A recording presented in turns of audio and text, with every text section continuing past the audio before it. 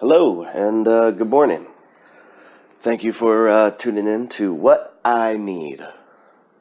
Now, I told you guys on the last podcast that every time I uh, start one of these, I will tell you a little story about myself and eventually get into the entire thing. Um, so, yeah, let's get started. A little story about myself. I pretty much raised myself. Now, raising myself, I think I did a pretty good job raising myself. Maybe not have the best eating habits, but um, for the most part, I think I did a good job. As I said, because I've been on my own since I was 15 when I officially left home. And then when I was 6 and 7, when my dad married his wife at the time. Yeah, because at about 8, my dad and his wife would always just go out to fancy restaurants and go out and do things and just leave us kids at the house. Now, she had 4 kids of her own. Um, I don't even speak to them anymore, but the house was always crazy and chaotic. Everybody was doing all kinds of stuff. I mean, there was everything you could name of that was going on in the house. There was drugs, sex, gangs, cops always coming over, fights. And that was, to us, supposed to be normal. Now, if we looked across the street and saw a family eating dinner together, maybe watching a movie after, or even so much as doing yard work together, they were the weird ones. And on Christmas time, when they all gathered around the tree and opened presents together in the morning, they were the weird ones. No, not us. We were the ones that had it right. We were the ones that had it right. Where we had my older stepbrother in the other room having sex and doing some drugs or whatever it may be. My dad and his wife fighting, breaking stuff, screaming at the top of their lungs, and all kinds of weird stuff. But yeah, that was normal for us. But something in my head always told me that this shit isn't normal. I gotta get out of here. This is not normal. And I did. That's when I left, when I was 15. I had to get out because everybody in that house and everything that was going on was not okay and wasn't going to get me anywhere. I always knew that there was something bigger and better out there, better than that entrapment of just chaos. And one thing about me is I'm a very giving person. So especially when people are nice to me, I envision trying to pay them back 10 times. That's just how I am. Especially my aunt and my uncle, not by blood, but because they've taught me a lot, especially business. My uncle, I got a lot from him as well. He owns a franchise of the Red Wing shoe company. He has his own key and lock business. He also has his real estate license, so now I believe he's focusing everything on real estate. But I got a lot from him. So I was always coming up with services and trying to come up with ideas. I don't know what it was. It was just something about me where I was like, I'm going to do something giant and I can't wait to share it with everybody. I mean, even at a young age, I was thinking about inventing stuff. I thought of trying to invent a heated toilet seat. Excuse me.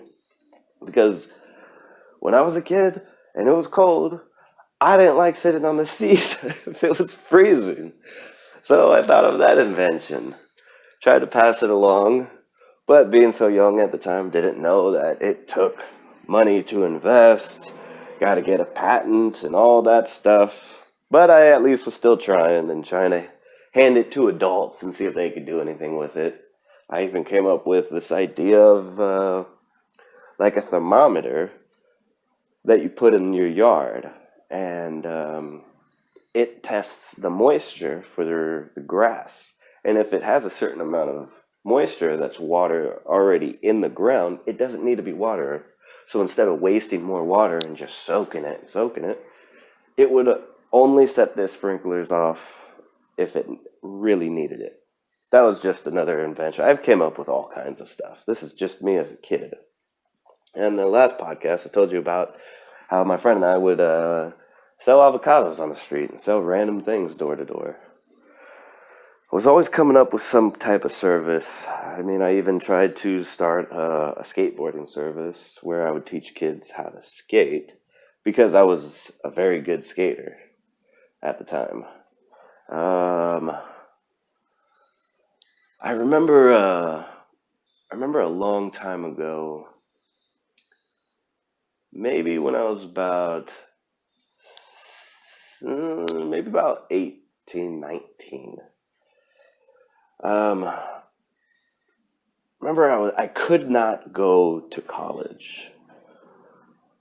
I tried to go to college, but my dad made way too much money. And when I did the FAFSA and all that stuff, they told me that because my dad made so much money, that I wouldn't be able to get financial aid and all that stuff. Because he made so much money, as I said. So I went to my dad and tried to ask him, hey, can you help me with this, and that? Absolutely not. When I left home, that's when my dad, pretty much cut all ties with me. And my dad and I don't speak anymore to this day because his wife is dead. She died about 3 years ago. I know that sounds bad, but the reason why he doesn't like me at all is because I was the only one vocal about how much I hated his wife. And for good reasons. I was the only one that would speak like, hey, I'm like 8 years old in this house, and everything here is not okay. And I'm talking about any form of abuse you could imagine. Everything was going on in that house. If DCFS found out about what was going on in that house, they would probably be in jail, and we would have all spread out like a shotgun shell. And I was always trying, like, as I was getting beat bad by his wife right in front of him. I remember looking up at him like that. Why are you not doing anything? Why aren't you doing anything? You're just letting this happen. You're supposed to be the man. I'm like 8, 9 years old. You're not doing anything. So he knows damn well why I hated his wife. And I would tell him all the time why. And now that his wife passed away, his wife was everything to him. So now he doesn't speak to me. And the other reason he did not want to help me, and I found this out later in life, is because once I left the house, my dad had to move out of that house. That was the agreement, because my aunt bought that house a long time ago and gave my dad an incredible discount on rent. It was like, I believe, a 4 or 5 bedroom house in a decent neighborhood. He spent about $1,200 a month on rent, which is just insane. And I found that out later. That's why, since I moved out, he's always had a cold shoulder towards me. But anyways, let's get back to it. My dad would not pay for my school. So I went back to PCC and said, how can I do this? Well, they said either you have to get someone to help you finance it, or you have to be deemed independent. And I said, that's perfect. I've been independent since I was about 15. And they said, okay, well, were you legally emancipated? I said, no, I was not. I just packed my shit up and left. But I have been on my own since I was 15, 16. They said, no, that's not going to count. The state or the government or whatever it was doesn't deem you as independent until you are 27. And I was like, wow, that's ridiculous. I don't get that at all. That's nuts. But so I didn't go to school, and I could not get a job at all. I mean, I turned in applications after applications all over Pasadena. Never, ever got anything. The only time I got a job is if I knew somebody that knew the owner. That was once, which was a gelato shop. So I was always down and out, and I was trying to figure things out. How am I going to do this? I couldn't go back home. Didn't have any money. I wouldn't have gone back home. And so my entrepreneurial mindset just starts kicking in again. And what I did was I put out my information and phone number and all that stuff on a business card that I got through Vistaprint. That the design was a $20 bill on the business card with my information. So I started passing these cards out to people, never got anything, just in hopes that somebody would reach out and say, hey, I got something, why don't you work for me? So one thing I started doing is they started taking out all the parking meters in the city and putting new parking meters in that you use a card, a credit card or debit card, to pay for your parking meter. And I would go in some of the nicer areas where they put those parking meters in. And I said, you know what? I'm going to put my business card inside of these parking meters. It's the same shape as a debit card, same shape as a credit card. And the design is a green $20 bill. So if I put them in each parking meter, whoever pays for their parking must have money, because I mean, at that time, if you were paying for a parking meter with a credit card or debit card, you had money. So it would look like a $20 bill inside of the parking meter. And I thought, okay, if I put it in the parking meter, whoever pays for it has to pull it out and automatically think, oh, wow, it's a $20 bill, but it has my information on it. And I would do that on every single parking meter. Another thing I used to do is I would sit at Starbucks for hours and hours and hours, writing down business ideas and companies and how I would be able to do this and that and that and this, and start writing mission statements and business proposals, possibly try to get angel investors. And all of this I learned from books that I read on my own, because I'm very self-taught.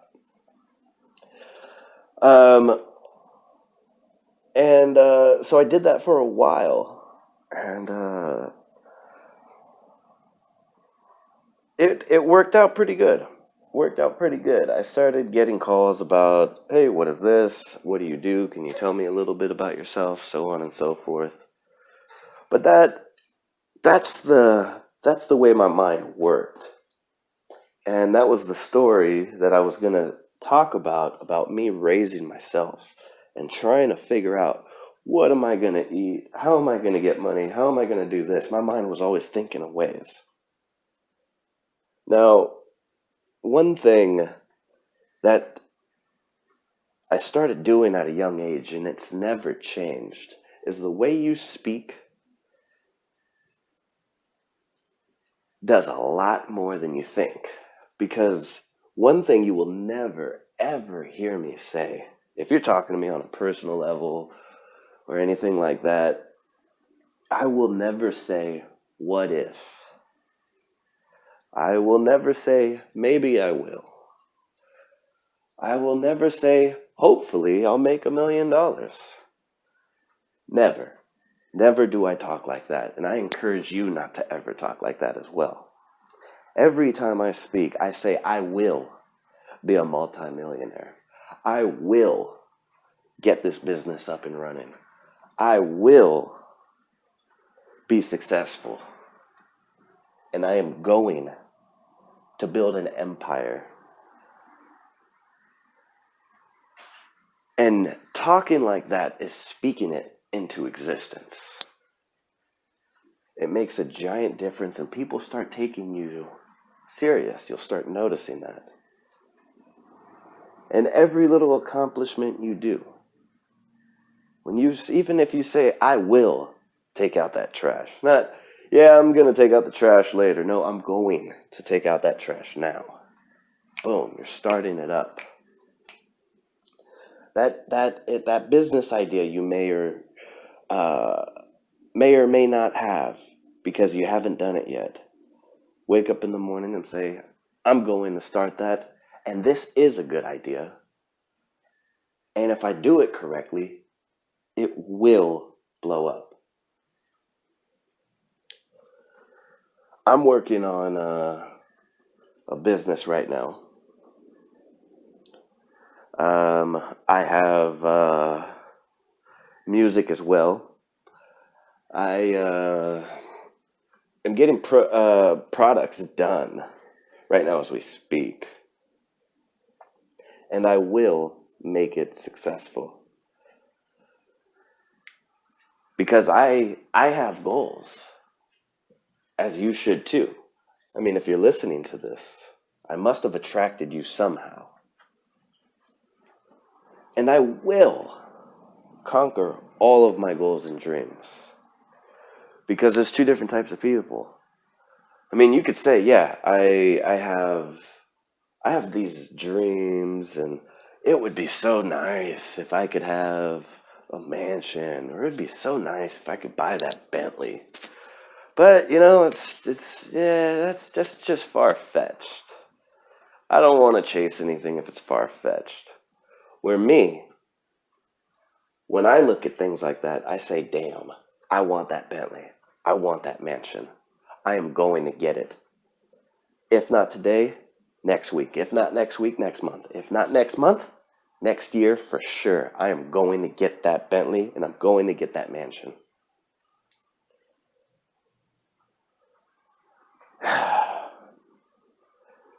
Because I know I will. And if you speak that way, it will happen.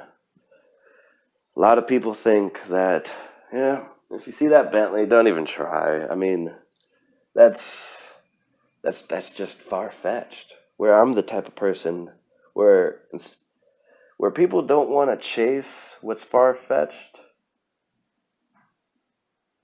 because they think it's scary. They don't want to go for it. I'm going to go for it. And of course, it's hard. But you cannot just sit around and say, hopefully one day that'll happen. Maybe that'll happen. Or just sit around and wait for it just to fall in your lap. If that's the case, just continue with your 9 to 5. Be stable. And when you get back from work, just watch TV. Eat dinner and go to bed. Because I encourage you to be the type of person where if you really believe in what you have, go for it. Whether it be a product, service, business, music, sports, anything. That has to be on your mind 24/7 if you really, really believe in it. If you just think about it 5 minutes, 10 minutes, and then you're off maybe just watching TV or doing something, then it really doesn't matter to you. But if you really, really, really are ready for that change and you really, really want to do it, believe me, it's on your mind 24/7. And you're going to be thinking about it all the time. You're going to wake up early in the morning without even planning to wake up early, just because it's in your mind. And then you're going to wake up in the morning and say, I need to get on this. How? How? When you use the word how, that doesn't mean you don't know what you're doing. That means you're trying to figure it out. When you wake up in the morning and say how, just start writing what it is that you want to do. Then underline it, and then go down a few lines and say, what could possibly help me get there? And do that every morning. And just start writing these things down. Because as I said, it'll be on your mind 24/7. You'll wake up earlier than you even expected because you know you're excited to get something going. You don't know what it is, but you're going to get something going. You're going to be thinking about it all day. Take notes in your phone. When you're driving, instead of listening to music and being in la la land, maybe shut off the music as you're driving and think.